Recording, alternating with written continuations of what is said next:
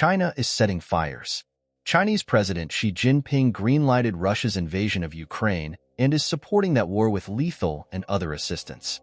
In North Africa, Beijing, in conjunction with Moscow, has been fueling insurgencies that resemble wars. In the Middle East, China is backing Hamas's monstrous attacks on Israel. Hamas fighters, for instance, appear to have Chinese-made weapons, presumably supplied through Iran. Moreover, the U.S. Navy in 2021 and this year seized Chinese weapons in transit to another proxy of the Islamic Republic, the Houthi militia in Yemen.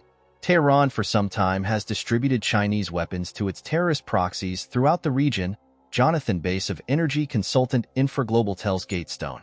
The Middle East, thanks in no small measure to Beijing, is soaked with blood. What is the Communist Party of China up to? Xi, who reveres Mao Zedong, is taking a page from his hero's Peasant Revolution playbook.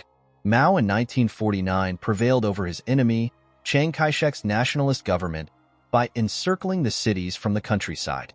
Ukraine, North Africa, and Israel, as Beijing sees it, are parts of the countryside today. So, what is the city? The main enemy of the Chinese Communist Party, CCP, is the United States of America. The CCP declared a People's War on America in a May 2019 landmark editorial in People's Daily, the self-described mouthpiece of the regime. The CCP views the U.S. as an existential threat. As an initial matter, America stands in the way of Beijing from ruling Tianxia, or all under heaven.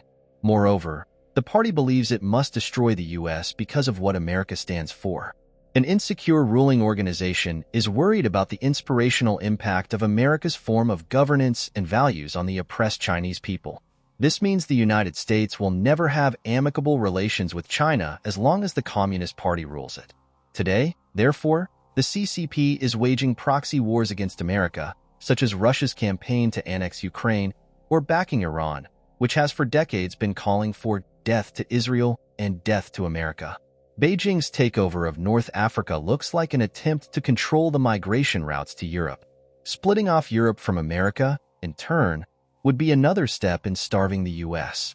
Similarly, China is buying friends in, among other places, Latin America, the Caribbean, and the Pacific Ocean as a means of further isolating America. The Chinese regime is not bashful in revealing overall strategy. While in the countryside, the Communist Party mobilized the masses of peasants and established base areas, thus opening up a road of encircling the cities from the rural areas and seizing political power by armed force, states China.org.cn, a Chinese propaganda site, in an illustrated history of the Communist Party of China. President Joe Biden is either unwilling or unable to defend the world from malicious Chinese communism. The catastrophic withdrawal from Afghanistan, completed in August 2021, signaled that American policy was in collapse. As a result, in the countryside, there are many soft spots for Xi to attack. China's leader will continue to attack them, especially as Biden pays what are essentially ransoms and thereby provides incentives for further disorder.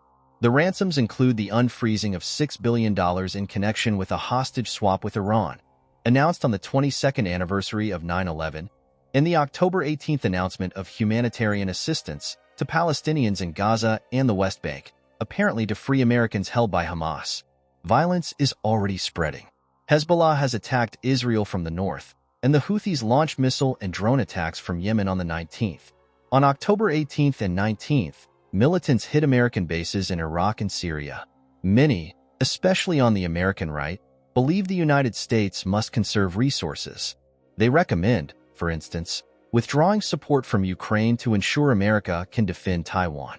Similarly, the Biden administration did not lift a finger in North Africa in the past several months, ceding this crucial area to Beijing and Moscow.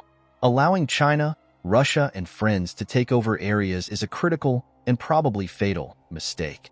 Victories, for one thing, create momentum and the appearance of inevitability. She promotes the notion of the inevitability of Chinese rule as he tries to intimidate others into submission. China's successes just embolden the regime to press attacks. Momentum has been working against the United States for 2 years. Biden took the oath of office in a peaceful world. He then presided over a rapid collapse of the international system. How, then, Does the United States confront China's proxy war strategy? Washington can turn the tables on Xi by taking down Chinese proxies, thereby isolating Beijing and creating the appearance of Chinese failure. Communist China is already overstretched. The primary driver of its four-decade rise, the economy, is in distress.